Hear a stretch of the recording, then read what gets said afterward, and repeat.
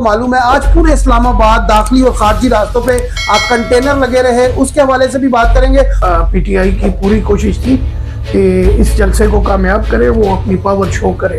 उन्होंने कहा कि सुबह 7:30 बजे कौन सी जेल खुलती है, कौन सी मुलाकात 7:30 बजे। जलसे में मौजूद अवाम, जो जलसा हुआ तो नहीं, जलसा गाँव है, उनको पैसे तकसीम कर रहे हैं 5-5 हज़ार के नोट कि शेर अफजल मरवत साहब अपनी गिरफ्तारी खुद करवाई है और उसी टाइम वापस भी आ गया। जबकि देखा जाए तो पीटीआई के इदारे हैं तो हमारा मुल्क भी कायम है। इदारों से टकराव सियासत में देख रहे जिसने भी की। यहाँ पर मसला ये है कि अगर जमात इस्लामी बिलों में कमी करवा लेती है तो नून लीग की इज्जत किधर जाएगी।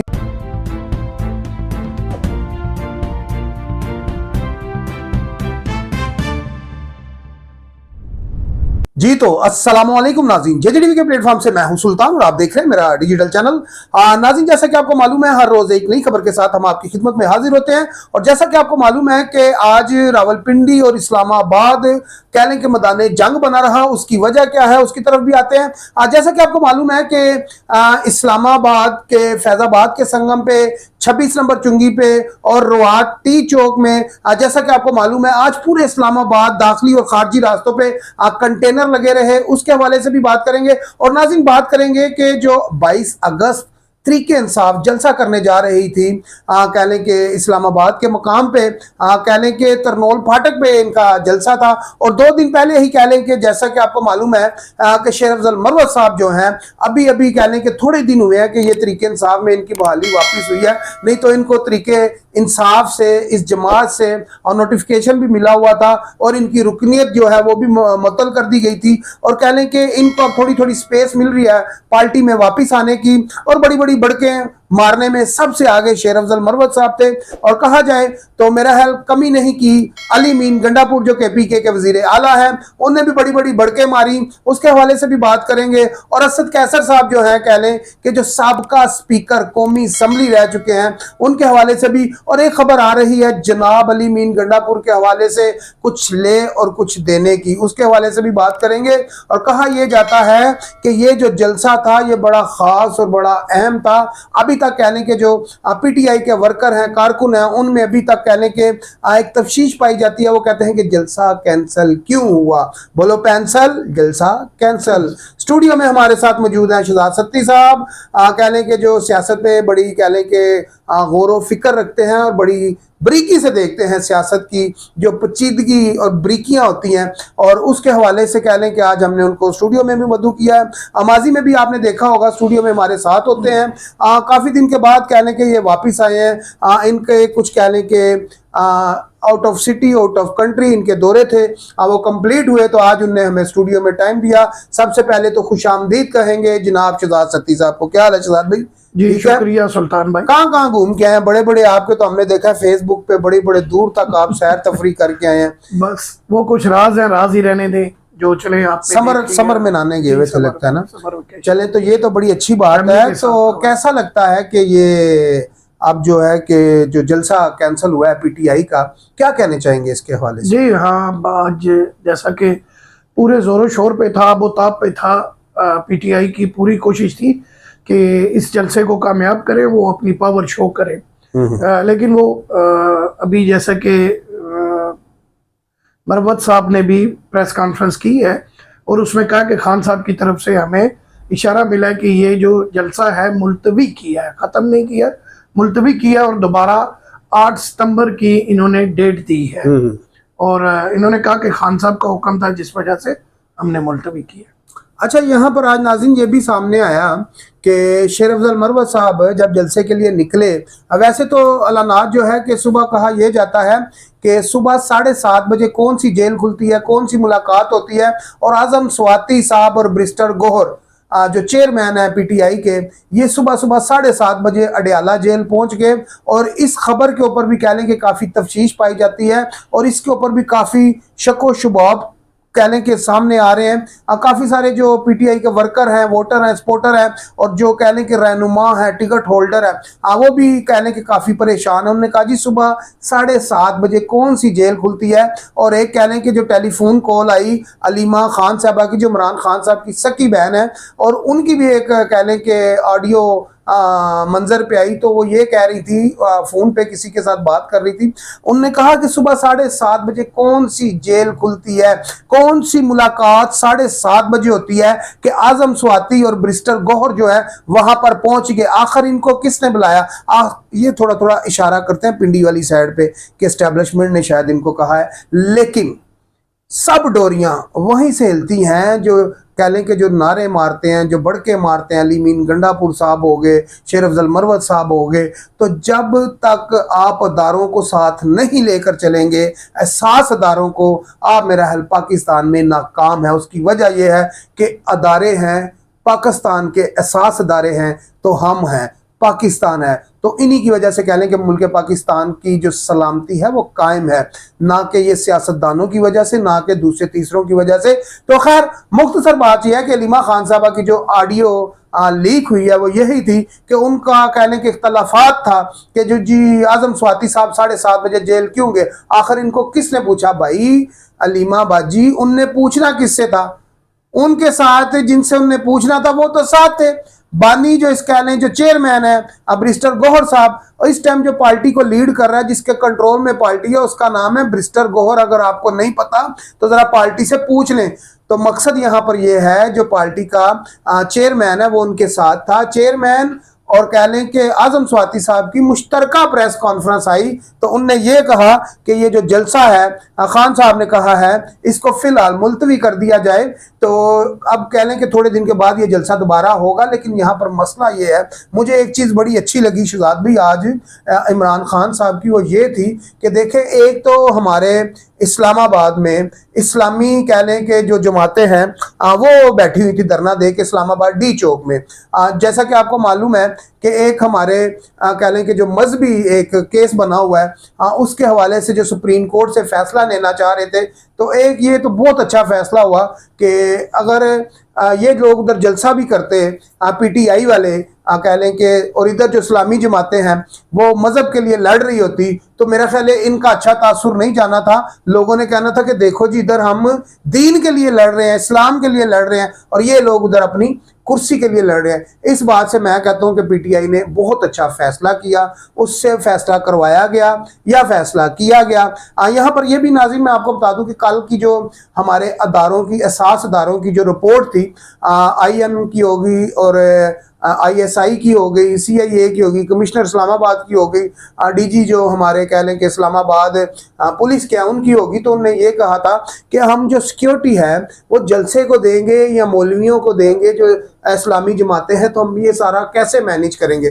तो उसकी वजह से मैं तो ये समझता हूँ कि बहुत अच्छा हुआ कि जो है कि जलसा जो है ये जलसे की जो तारीख है वो बढ़ा दी है। जी शहजाद भाई, तो मुझे ये बताएं कि जो आपके पास अभी एक खबर आ रही थी, शहजाद भाई अभी खबर लेके आए। अच्छा नाज़रीन, हमारे मज़ेदारी की बात बताऊँ तो मीडिया पे चल भी रही है कि अली मीन गंडापुर साहब क्या लोगों को सुना को पैसे दे रहे हैं।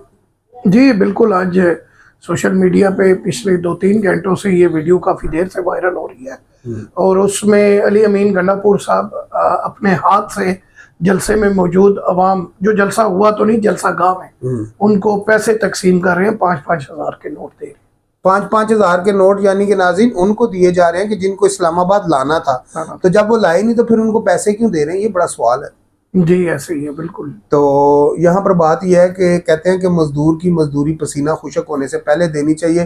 तो मजदूरों ने मजदूरी तो की नहीं, लेकिन आए तो थे। लेकिन अली मीन गंडापुर ने कहा यह जाता है कि 5-5 हज़ार के नोट उनको दे रहे हैं इसलिए कि जलसे को कामयाब करना था। खैर जलसा तो हुआ नहीं, जलसा तो हो गया नाकाम। तो यहाँ पर मैं आपको बता दूं कि शेर अफजल मरवत साहब ने क्या कहा था कि अगर हम जलसा ना कर पाए तो फिर हमें चूड़ियां पहन लेनी चाहिए। अब मेरा सवाल यह है कि शेर अफजल मरवत साहब मुझे ये बताएं कि अब ये चूड़ियां किसको पहनानी चाहिए, ये चूड़ियां कौन पहनेगा, कौन पहनेगा जी ये चूड़ियां?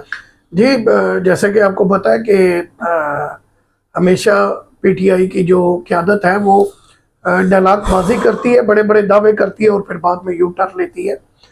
ऐसे ही आपको पता है कि असद कैसर साहब का स्पीकर साहब ने भी कहा था कि हम पठान हैं, हम तो अपने वालिद से भी माफ़ी नहीं मांगते। बाप से भी, बाप कहा था, वालिद तो छोटा लफ्ज है जी, बाप से माफ़ी नहीं मांगते।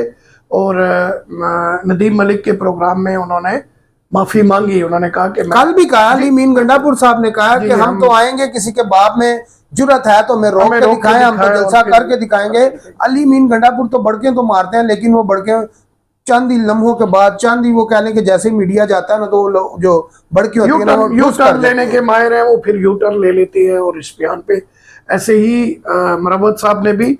और मैं तो समझता हूँ मरवत साहब एक बहादुर पठान है, यकीनन वो चूड़ियां पहनेंगे, वो अपनी किसी बात से पीछे नहीं हटने वाले। नहीं, वो बहादुर तो जुवेद हाशमी साहब थे। जुवेद हाशमी साहब ने कहा था 2014 के धरने में कि अगर ये डी चौक गए तो मैं पार्टी से इस्तीफा दे दूंगा। तो उनने फिर पार्लियामेंट हाउस में जाकर इस्तीफा भी दिया और अपनी जुबान पे कायम भी रहे। तो शेर अफजल मरवत साहब ने अगर चूड़ियां पहननी होती तो खैर अब तक पहन चुके होते। खैर मुख्तसर यहाँ पर बात यह है नाज़रीन कि मैं आपको बता दूं कि कुछ ही देर पहले मैं इनका एक बयान सुन रहा था शेर अफजल मरवत साहब का, और शेर अफजल मरवत साहब ये कह रहे थे कि मेरे ऊपर कह लें कि इस्लामाबाद गोल्डा मोड़ पे इस्लामाबाद की पुलिस ने हमला किया, जबकि मेरे ऊपर कोई FIR भी नहीं थी, कुछ भी नहीं था, फिर भी मुझे गिरफ्तार करने की कोशिश की गई। तो ये तो शेर अफजल मरवत साहब आप 2 दिन पहले से कह रहे हैं। जब आप परसों रात को गए हैं जलसा गाह के मकाम पे, तो आपने मीडिया से गुफ्तगू की, आपने कहा भाई जल्दी जल्दी सवाल कर लो, ये ना कि पुलिस आके मुझे गिरफ्तार कर ले। खदशात तो आपने खुद कह लें कि डाले हुए हैं। तो खदशात जो आपने डाले हुए थे तो गिरफ्तारी तो होनी थी आपकी। मसला यहाँ पर यह है कि जब आप खुद किसी को कहेंगे आ भाई मुझे गिरफ्तार कर ले। अच्छा, यहाँ पर मैं एक और चीज बता दूं शहजाद भी आपको कि लोगों को इनकी गिरफ्तारी के ऊपर भी शक है। ऐसे ही स्टूडियो में काफी सारे लोग बैठे हुए हैं मेरे साथ भी, PTI के हैं, उनको काफी सारा शेर अफजल मरवत के ऊपर यह शक है कि शेर अफजल मरवत साहब अपनी गिरफ्तारी खुद करवाई है और उसी टाइम वापस भी आ गया। जबकि देखा जाए तो PTI के माजी में जो लोग गिरफ्तार हुए हैं तो उनको 6-6 महीने साल कह लें कि जेलों से बाहर ही नहीं निकलने दिया जाता। शेर अफजल मरवत जब भी गिरफ्तार होता है, लाहौर में गिरफ्तार होता है तो बाहर आ जाता है, आज गिरफ्तार हुआ तो बाहर आ गया। लेकिन यहाँ पर मसला यह है नाजरीन कि जो लोग शेर अफजल मरवत को शक की नजर से देख रहे हैं, और ये शेर अफजल मरवत साहब जो है ये खुद भी इन चीजों का इतराफ भी करते हैं। आज भी वो अपने कह लें के इंटरव्यू में ये कह रहे थे कि मेरी जो पार्टी में कह लें कि इस टाइम कंडीशन है वो बहुत कमजोर है, फिलहाल मैं मजबूत नहीं हूं। ये तो अली मीन गंडापुर साहब की बड़ी मेहरबानी है कि उन्होंने हमें रोक लिया, नहीं तो शायद मैं तो कोई छोटी मोटी रैली निकाल देता। तो रैली तो आप निकाल लेते, लेकिन तो फिर तो कह लें कि गिरफ्तारी आपकी पक्की थी। नाज़रीन, कुछ लोग ये भी कह रहे हैं कि शेर अफजल मरवत साहब जो हैं ये KPK के CM बनना चाहते हैं और CM के लिए ये दौड़ कर रहे हैं। लेकिन आज उन्होंने ये कहा कि मेरी जो गिरफ्तारी है ये जब हो रही थी तो मेरी पुलिस वालों के साथ हाथापाई भी हुई और उनकी मैं शर्टें भी फाड़ के ले आया, मैं उनके असला भी छीन के ले आया। तो मकसद यह बात करने का कि शेर अफजल मरवत साहब ये भी कहते हैं कि 25 से ज़ायद पुलिस एहलकार थे जो मुझे नजर नहीं आए। भाई वो पुलिस एहलकार थे या छोटे छोटे बिल्ली के बच्चे थे जो आपको नजर नहीं आए? और आप ये भी कहते हैं कि जी वो पीछे से दरख्तों से बाहर निकले और उनने आकर मेरे ऊपर हमला किया और मुझे गिरफ्तार कर लिया। मसला ये है कि अगर आपको गिरफ्तार करना होता है तो फिर आपको मेरा ख्याल है हवालात में भी डाला जाए, फिर आपको डयाला जेल भी खान साहब के पास भेजा जाए, तो वहां पर फिर आप हाथ मिलाने की बजाय जपियां डालें तो चाहे पपियां लें। मकसद यहाँ पर बात करने का ये है, बोलो पेंसिल जलसा कैंसर। आपने जितनी जितनी बड़ी बड़ी फड़े मारी थी, डिंगे मारी थी ना, फिर आपको चाहिए था कि आज आप जलसा करके दिखाते। लेकिन यहाँ पर मसला ये है कि यहाँ पर बातें तो की जाती हैं लेकिन उसको अमली जामा कोई नहीं पहना सकता। उसकी वजह यह है कि जब तक अब सबको पता है, अब आप जो मर्जी कर ले, ठीक है, फैज हमीद हो गया, ठीक है जी, आप कह लें कि कमर जावेद बाजवा साहब हो गए, ठीक है, आपकी 2018 की जो डोरियां थी वो उनके हाथों में थी, आपकी हुकूमत बनाने वाले वो थे। अब हर चीज नंगी हो चुकी है। अभी भी अगर आपके कि हम अपने जोरे बाजुओं पे आए थे तो ये झूठ है।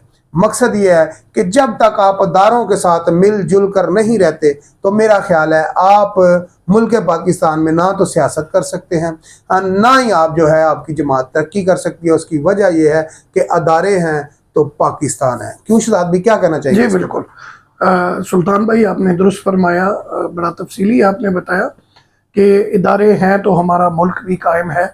इदारों से टकराव सियासत में देख लें, जिसने भी किया उसका नुकसान उसे उठाना पड़ा। तो अभी भी मैं कहूँगा कि इदारों के साथ टकराव नहीं होना चाहिए, सियासी और इदारों का, और मुल्क को किसी मुस्तहकम साइड, तरक्की वाली साइड पे लेके जाना पड़े, क्योंकि आजकल महंगाई का बड़ा जोर है और गरीब बड़ा पिस रहा है। नाज़रीन, अगर महंगाई की जैसे शहजाद भाई ने बात की, कल के मैंने व्लॉग में भी आपको बताया था कि 14 दिन का धरना दिया जमात इस्लामी ने रावलपिंडी मरी रोड लियाकत बाग के मकाम पे। और वो धरना इसलिए था कि बिलों में जो इजाफी टैक्स लगाए गए हैं, जो इजाफी कह लें कि जो बिल भेजे जा रहे हैं, और उनकी कमी के लिए कि ताकि जो बिजली के बिल है उनमें कुछ कमी की जाए। तो यहाँ पर मैं आपको बता दूं नाज़रीन के धरने के बाद के जो बिल है रावलपिंडी मरी रोड के वो आ चुके हैं, और कह लें कि वो उसी तरह है। मेरा भी बिल आ चुका है, मैं भी रावलपिंडी मरी रोड पे होता हूँ, और मेरे बिल में जनाब मेरा जो बिल बिजली का बनता है वो तकरीबन बनता है कुछ 7,000 रुपये की जो मैंने बिजली इस्तेमाल की है। उसके ऊपर तकरीबन 9,000 रुपये खाली टैक्स है। और ये जो टैक्स है अगर मैं आपको गिनवाऊँ तो ये तकरीबन बनते हैं तकरीबन कोई 19 टैक्स हैं, जिनका मुझे खुद नहीं पता कि ये टैक्स है कौन कौन से हैं। 19 टैक्स है नासरीन। और कह लें कि मेरा जो बिल बन रहा है तकरीबन 15-16 हज़ार रुपया अब बन रहा है, जबकि 7-8 हज़ार रुपये की मैंने टोटल बिजली इस्तेमाल की है। जो बिजली के मेरे पैसे बन रहे हैं वो ये बन रहे हैं। और मैं जमात इस्लामी को यहाँ पर कहना चाहूँगा, हाफिज नईम साहब को, कि जो आपने यहाँ पर 14 दिन का धरना दिया, 15वें दिन आपने रमानाबाद पे जलसा किया और यहाँ से आप चले भी गए, 45 दिन का हुकूमत ने आपको टाइम भी दिया।